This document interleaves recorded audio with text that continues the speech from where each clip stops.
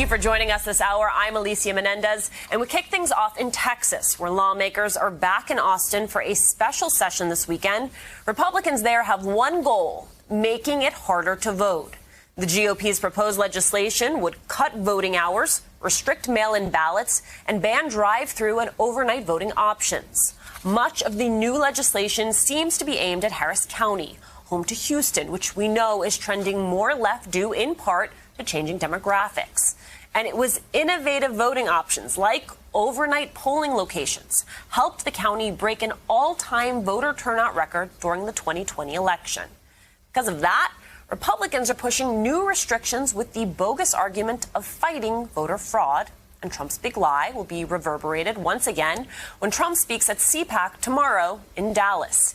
He and Texas Attorney General Ken Paxton are due on stage tomorrow, both of whom have been leading the charge in touting lies about the election Trump lost fair and square. But getting Trump supporters to face that fact still appearing near impossible. Attendees at CPAC this week handed out flyers outlining a 7-point plan to reinstate Donald Trump as president without a Democratic election.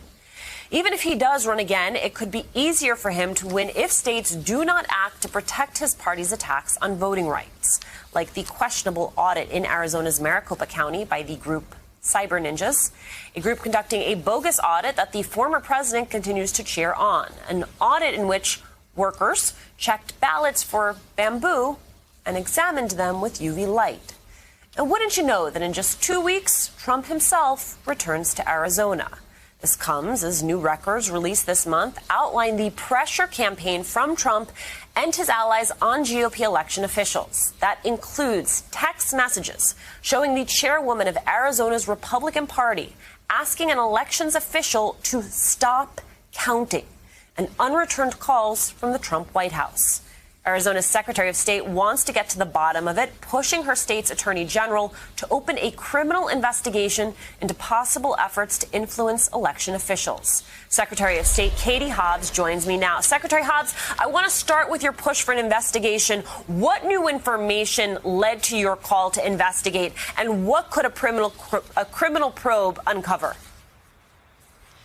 Well, it's certainly not surprising that this new evidence came to light, but it was reported in the Arizona Republic that there were actual text messages and phone calls from former President Trump's attorney, from the White House switchboard, and from the GOP state party chair to the county board of supervisors who were overseeing the election tabulation and certification in Maricopa County, making it very clearly interfering with those processes. This is criminal conduct in Arizona, and absolutely this new evidence warrants further investigation, and that's what we've called for. Former President Trump plans to return to Arizona later this month, touting so-called election integrity, which is rich, as Republicans continue to push the big lie. I mean, talk to me about the damage that all of this has caused when it comes to trust in the system. Well, this is, all coupled with the big lie, the rollback we've seen on voter access across the country, and this fake audit in Maricopa County. This is all extremely damaging to voter confidence. The goal here is to continue to sow doubt, and that's why we've worked so hard to make sure that there's the transparency that exists. We had to go to court to force them to allow reporters in, to allow independent election observers in, and to show their procedures so that we knew what was going on in there to some degree. And we've been able to point out with all of these things that this is just really not a real audit. It's totally fake. And so we're going to keep talking about that. There's nobody should give any credibility to what's going on here. You're running for governor. If elected, what steps would you take to ensure that this never happens again?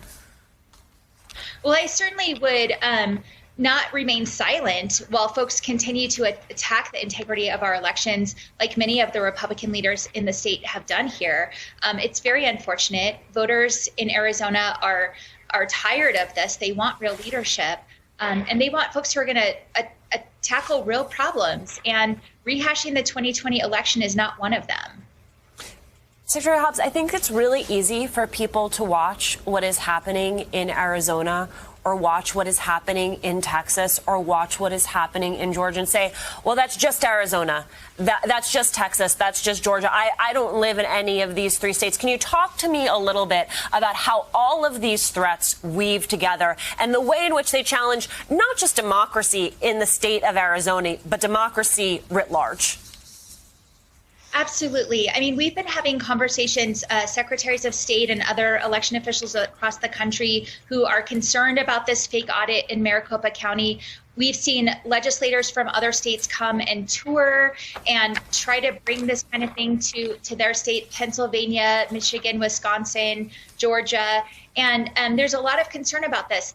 The goal here is not to validate the 2020 election results, to continue to sow doubt, not just in Maricopa County, Arizona, but across the country, and potentially lay the groundwork to steal a future election.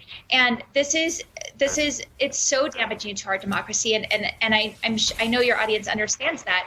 But these things are all connected and connected to Trump's continued rhetoric about the 2020 election results and people saying he's going to be reinstated in the White House. So given that it is all connected, what more support do you need from the federal government? Well, we've certainly been in contact with the Department of Justice, alerting them to our concerns.